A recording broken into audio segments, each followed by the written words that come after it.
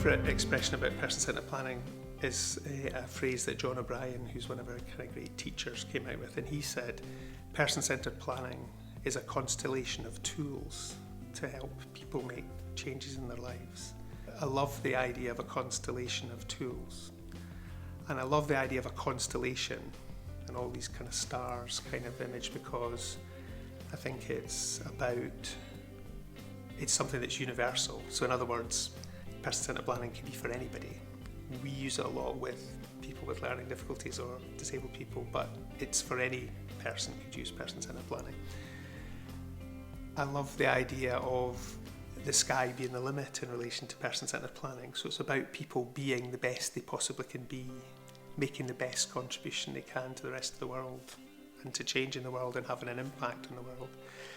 And I like the idea of a constellation in the sense that it's almost like an infinite kind of variety of ways of doing it, in the sense that no two person-centred plans are exactly the same. Each one's going to be different for each individual person if it's done correctly.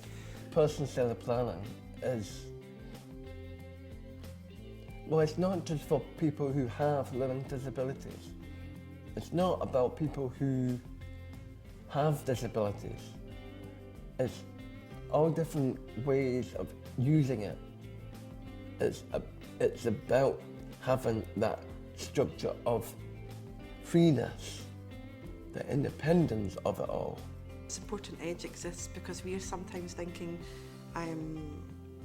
outside the box, I suppose. We're always looking to what can make people's lives better and helping them achieve what they want in their life, I suppose. We do that a lot of the time through person-centred planning. What it usually involves is an individual who wants to make some changes, inviting a group of people to join them as a sort of team or a circle of people around them, a circle of support around them to help them plan for a good life. The person can invite whoever they like. They should be in charge of the invitations and the guest list sort of thing, but where the meeting happens, how it happens, what's the focus of the agenda, what kind of biscuits you're going to have, you know, who's making the tea, that kind of thing. Is there music going to be around? So all those kind of things the person leads on. They generally invite the people who we would suggest they need to invite, the people who love them most and care about them most and who are most likely to help. So it often and usually involves family, friends, siblings, maybe other people in the community who are really supportive or might help, and it might include professionals. The purpose of person-centred planning is to promote the inclusion of everyone as fully and as effectively and passionately as they want in community life. And I think it's really important to state that it's not a neutral facilitation. The purpose of the facilitation is to promote that kind of life for people, but acknowledging that for each person that will be a different, you know, what inclusion means is different for everybody, but we see it as being sharing the everyday spaces that everybody else shares, not being in necessarily special places that are separate from other people all the time. It means belonging in every sense, from being a member of your community to a local football supporter, to somebody that's well known in the local pub, to a neighbour, to a brother, to a sister.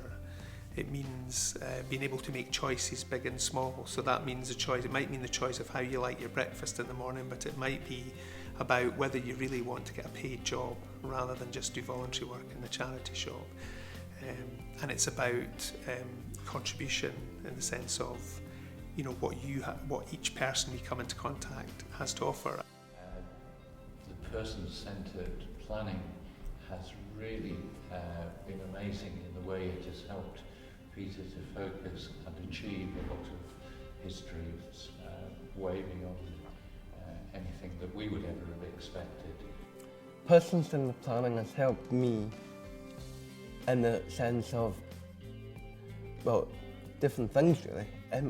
One, it got me my job. Second, it got me my flat. Thirdly, I, at that time, moved out of my parents' flat into my own flat and into the work I do at the moment. Sometimes people think of somebody who's gifted as being somebody who's really brilliant at the piano or wonderful at football are great at painting. Now, a lot of the people we meet do have those kind of gifts, but we also mean a slightly different sense of giftedness. A gift for us is anything that's a potential hook or connection to another person. A gift can be anything because it's a potential, once that gift's articulated or people get a chance to explain that they're really interested or passionate in that thing, it creates potential to connect with another person in the community and to connect more widely to the community as a whole.